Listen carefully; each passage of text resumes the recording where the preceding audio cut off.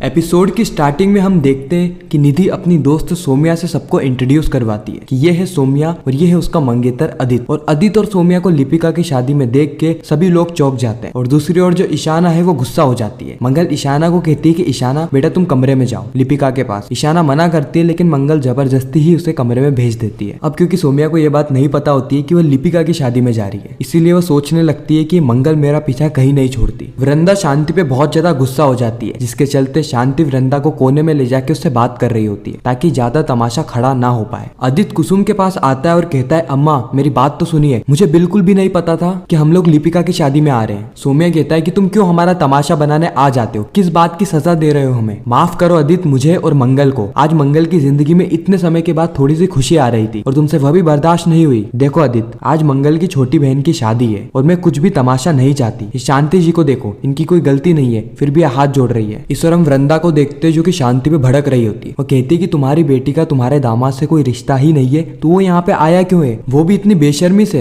अपनी गर्लफ्रेंड को साथ लेकर। शांति हाथ जोड़ के कहती है कि वृंदा जी मुझे नहीं पता वो कैसे आया क्योंकि हमने तो उसे बुलाया ही नहीं। वृंदा कहती है आपका तो मुझे नहीं पता लेकिन मैं यहाँ पे एक पल भी नहीं रुक सकती, मैं जा रही हूँ यहाँ से और शादी कैंसल। ईश्वर आदित्य सोम्या को कहता है कि सोम्या मुझे ऐसा लगता है कि तुम जानबूझ के मुझे यहाँ पर लेकर आई हो, नहीं तो ऐसा कैसे हो सकता है, जब तुम्हें इन्वाइट किया गया था तो तुमने पत्रिका में नाम नहीं पढ़ा। सोम्या कहती है कि मेरा ध्यान नहीं रहा और मुझे यहाँ पे बुलाया है मेरी दोस्त निधि ने, अब मुझे थोड़ी ना पता था कि उसकी कजिन की शादी लिपिका से हो रही है। आदित्य कहता है कि अब चलो यहाँ से। सोम्या कहती है एक मिनट आदित्य, हम क्यों जाए यहाँ से, हमें यहाँ पे बुलाया गया है क्योंकि हम यहाँ पे कोई बिन बुलाए मेहमान नहीं है। और रही बात मंगल की तो पूरी दुनिया जानती है कि तुम और मंगल अलग हो चुके हैं। आदित्य कहता है मुझे कुछ समझ में नहीं आ रहा है सोम्या। सोम्या कहती है कि कुछ समझने की जरूरत भी नहीं है, जैसा ऐसा मैं कह रही हूँ वैसा वैसा करते जाओ। ईश्वर मंगल भी वृंदा के पास आ जाती है और उसे समझाने की कोशिश करती है। वृंदा कहती है कि मैं समझूं और तुम मुझे समझा रही हो, मुझे ये समझ में नहीं आता कि तुम किस मिट्टी की बनी हो। तुमने अपने पति के साथ साथ अपनी सौतन को भी शादी में बुला लिया, मैं एक पल भी नहीं रुक सकती ऐसे माहौल में। उसी समय जो दूल्हा रहता है यानी लिपिका का होने वाला हस्बैंड वो यहाँ पर आ जाता है और पूरे मामले को संभाल लेता है। वो कहता है कि सोम्या को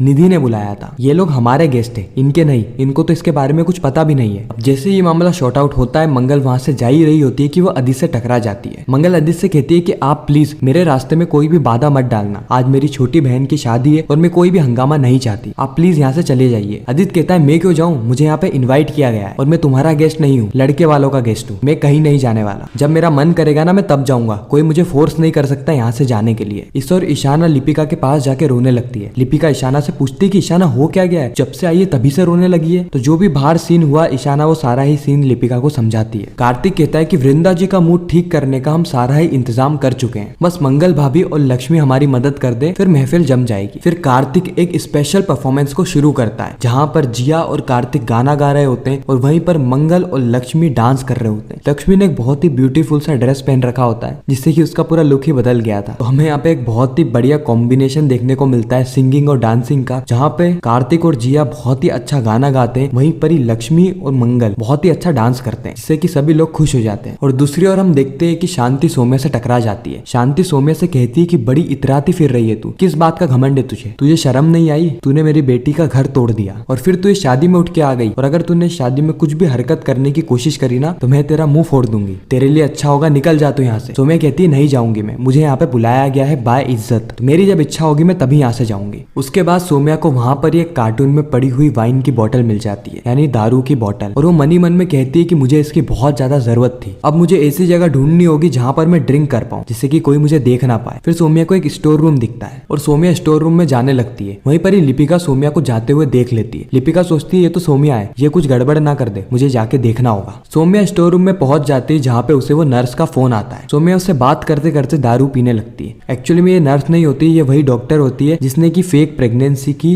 रिपोर्ट तैयार करके आदित्य और सोम्या को दी थी। वह सोम्या से पैसों की डिमांड कर रही होती है क्योंकि सोम्या ने अभी तक उसके पैसे नहीं दिए थे। अब लिपिका वहाँ पे आ जाती है जो कि सोम्या को दारू पीते हुए देख लेती है। लिपिका कहती है इसकी तो रिकॉर्डिंग करनी होगी और फिर लिपिका अपने मोबाइल से रिकॉर्ड करना शुरू कर देती है। सोम्या कॉल पे कह रही होती है कि अच्छा है कि मैंने प्रेगनेंसी का बहाना बना लिया जिसके चलते आदित्य ने मुझे वापस से अपना लिया, और ये सारी ही बातें जो है वो रिकॉर्ड हो जाती है लिपिका के फोन में। और फिर लिपिका डिसाइड करती है कि वो मंगल के पास जाएगी और ये सारी ही वीडियो फुटेजेस उसे बता देगी। जिया कार्तिक और लक्ष्मी को कहती है कि हाय लव बर्ड्स, अब मेरा काम हो गया है और मैं यहाँ से चलती हूँ और आज मेरे दिल से एक बहुत बड़ा बोझ उतर गया है। जिया लक्ष्मी से गले मिलती है, उसको थैंक्स कहती है और वहां से जाने ही लगती है कि लक्ष्मी उसे रोक लेती है। लक्ष्मी कहती है कि अब आप आ ही गए हैं तो खाना खाकर ही जाना। और जिया लक्ष्मी की बात मान के रुक जाती है। इधर जो सोमिया रहती है वो जूस के अंदर जो है वो दारू यानी शराब को मिला देती है और वेटर को कहती है कि यह जो जूस है ये सीधे जाके जो दुल्हन की माँ है उसे देना और उन्हें कहना कि उनकी बेटी ने दिया है। वेटर बिल्कुल वैसा ही करता है और शांति को लगता है कि यह जूस मंगल ने भिजवाया है, इसीलिए वह पूरे जूस को पी लेती है। इस और लिपिका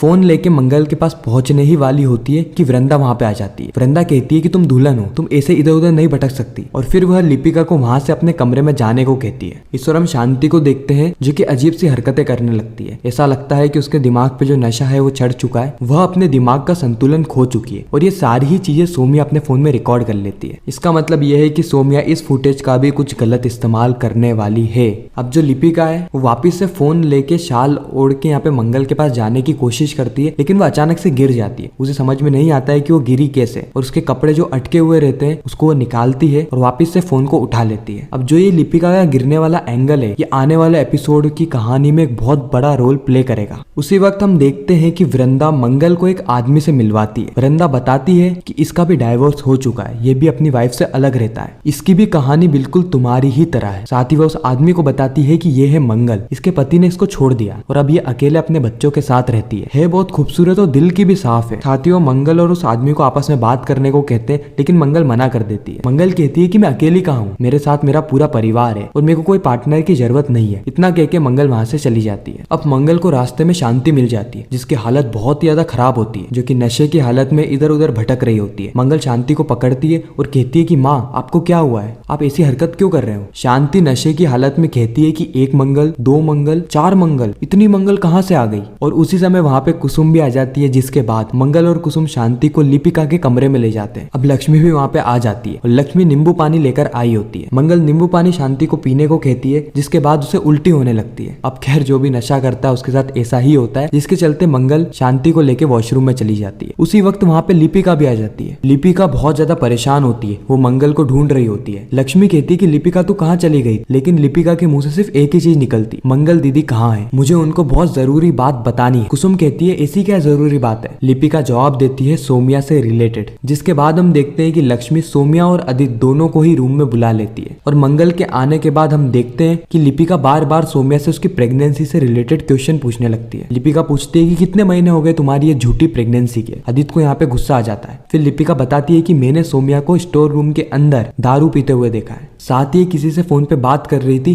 जहाँ पे इसने कहा कि इसके पेट में कोई भी बच्चा नहीं है, ये फेक प्रेगनेंसी का नाटक कर रही है। मंगल भी यहाँ पे कहती है कि दारू पीते हुए तो मैंने भी आपको पहले देखा था कैफे के अंदर, लेकिन तब तो आपने बहाना बना के नकार दिया। और इसी के साथ यह एपिसोड यहीं पर ही खत्म हो जाता। क्या सोमिया का राज पकड़ा जाएगा या नहीं, ये एक बड़ा ट्विस्ट बना हुआ है जो कि हमें आने वाले एपिसोड्स में रिवील होता हुआ दिखेगा। आपको यह रिकैप कैसा लगा कमेंट सेक्शन में जरूर बताना। मिलते हैं किसी नेक्स्ट इंटरेस्टिंग वीडियो में, जब तक के लिए गुड बाय।